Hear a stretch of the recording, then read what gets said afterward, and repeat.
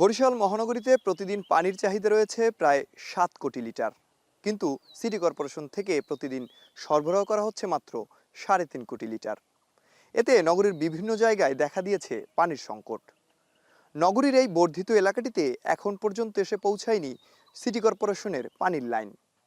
ব্যক্তিগতভাবেও পানি উত্তোলন করলেও সে পানির বিল দেয়া লাগছে সিটি কর্পোরেশনকে।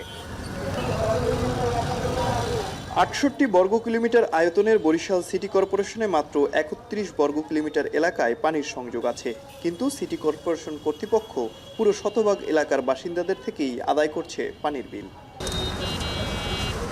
বরিশাল নগরীর ২৮ নং ওয়ার্ডে প্রায় ১০,০০০ মানুষের বসবাস। তাদেরই একজন রেবা বেগম। নিজ বাড়িতে সিটি কর্পোরেশনের পানির লাইন না থাকায় পাশের বাড়ি থেকে দৈনন্দিন কাজে পানি নিচ্ছেন। এই ওয়ার্ড ছাড়াও এমনই ভোগান্তি পোয়াচ্ছে নগরীর ২৬, ২৭, ২৯ ও ৩০ নম্বর ওয়ার্ডের বাসিন্দারা। দ্রুত সমস্যা সমাধানের দাবি তাদের। কারেন্ট বিল বা ট্যাক্স বিল সব কিছুই তো দিই, কিন্তু এখন আমরা তো সুবিধা পাচ্ছি না, পানি নেই, আমাদের পানির খুবই কষ্ট।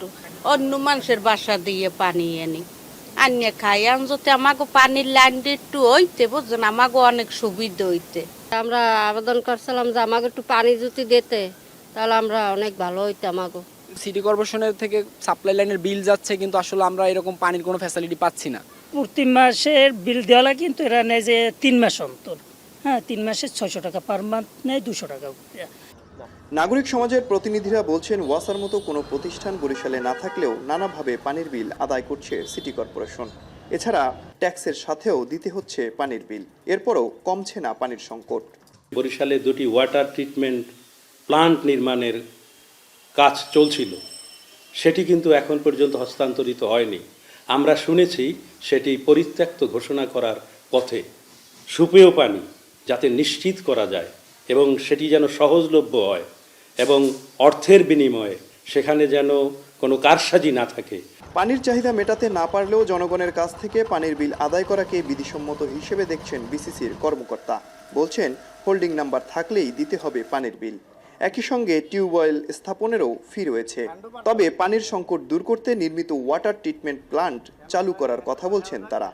পানির বিল যখন দেবে তখন আমরা দেখি যে পানির রেট যেটা আসছে ওইটার সাথে এটা দুটোর ভিতরে আমরা একটা নিই, অর্থাৎ যেটা পানি বেশি সেটা আমরা মূলত নিয়ে থাকি। আবার আপনি একই সাথে আপনি যখন পানির নতুন করে টিউবওয়েল বসাবেন নিজস্ব, তখন আমাদের আর কি একটা পারমিশন লাগে। বিভিন্ন পারমিশন আছে, এই পানির ডায়ামিটার উপর ভিত্তি করে যে বিভিন্ন ধরনের রেট আছে। বরিশাল নগরীর পানির লাইন ব্যবহার করছে প্রায় ৩৪,০০০ গ্রাহক, যা থেকে সিটি কর্পোরেশন বছরে আদায় করছে প্রায় ১০ কোটি টাকা। এছাড়া পানির চাহিদা মেটাতে নগরবাসী ইতিমধ্যে ব্যক্তিগত উদ্যোগে বসিয়েছে প্রায় ২৮,০০০ নলকূপ। পানির চাহিদা মেটাতে বিসিসির দরকার আরও ৩.৫ কোটি লিটার পানি। অমিত হাসান, এখন, বরিশাল।